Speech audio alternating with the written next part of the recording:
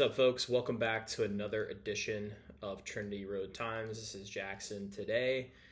And ahead of Georgia Tech and North Carolina to close out the year, I wanted to pull a clip from the Duke game to speak to what NC State needs more of.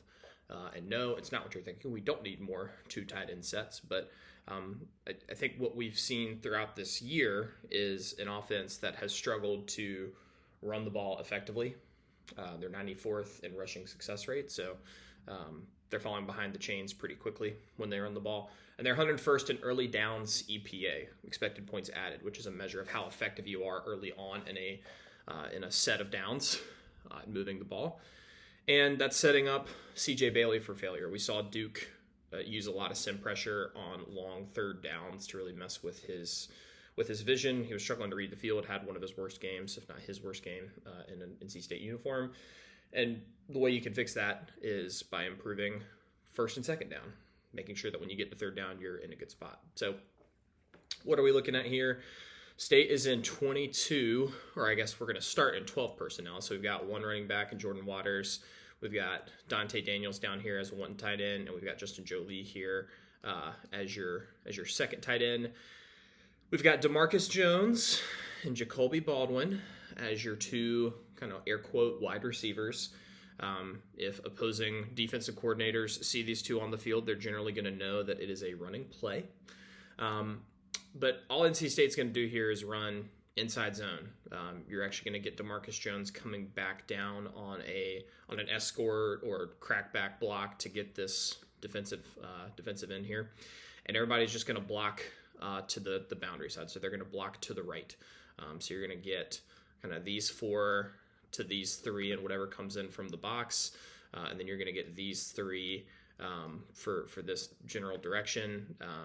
Duke's still in too high here. I'm not really sure why. State has a clear numbers advantage. They've got 8 on the line here, and they've got maybe 6.5, I guess you would say, in the box because this backer is kind of cheating to the outside. But let's hit play on this, see what happens. You're going to quickly see that DeMarcus Jones escort into the box. And so now you've got, again, I talked about 22 personnel. You're bringing in that second backer. And I'll hit play on this a little bit more. Look at the space and the room that Jordan Waters has to run immediately. So this is what you want to see, right? And we've seen a lot of pictures this year that look like this, where you've got this sort of, if I could get my paintbrush to work, that'd be helpful. But I'll hit pause again right here. You'll get this sort of bubble where Jordan Waters has, what is that? 3-4 yards that you're ideally going to get before contact. Justin Jolie has driven his guy who wants to run up the field. DeMarcus Jones has done enough to hit this guy and chip him to where he's not going to be involved in the play. Jacarius Peak is maybe not doing the best job out here, but you're still seeing this tremendous alley, and Tim McKay is going to get to the second level. And this is exactly what you've been missing on first down. I'll let this play out a little bit more, and it's not going to be perfect. I think Jordan Waters maybe could, you'd like to see him cut up a little bit into the inside and maybe turn this, what ends up 7-yard gain, into maybe a little bit more. But this is kind of the where has this been all year play, right? Or not play, execution, I would say.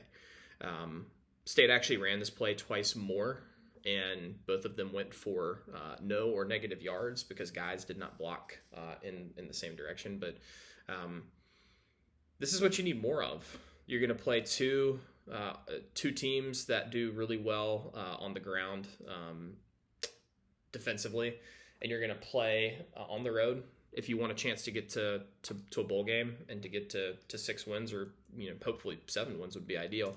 You've got to execute well on first down and not make CJ Bailey be the guy to do everything here. And the running game this year has been a combination of everything in terms of its ineffectiveness. You've had guys not blocking in the same direction. You've had running backs that have done a really poor job. State's, outside of the top 100 from a running back perspective in PFF grades. But you can make it a lot easier when you have this kind of hole to work with for your running back. Make it as easy as possible. There is no doubt where this ball needs to be going. So hopefully we see more of this against Georgia Tech. I think I mentioned I'm not super optimistic in one of my recent articles that State wins one of or both of these games. But if they're going to have a chance to do it, they need to get chunk yards early in downs. So that's another edition of Trinity Road Tape. Thanks for watching. Leave us feedback on what you'd like to hear more of, and we'll break down the Georgia Tech game that's kicking off tonight at 7:30 as soon as that wraps up.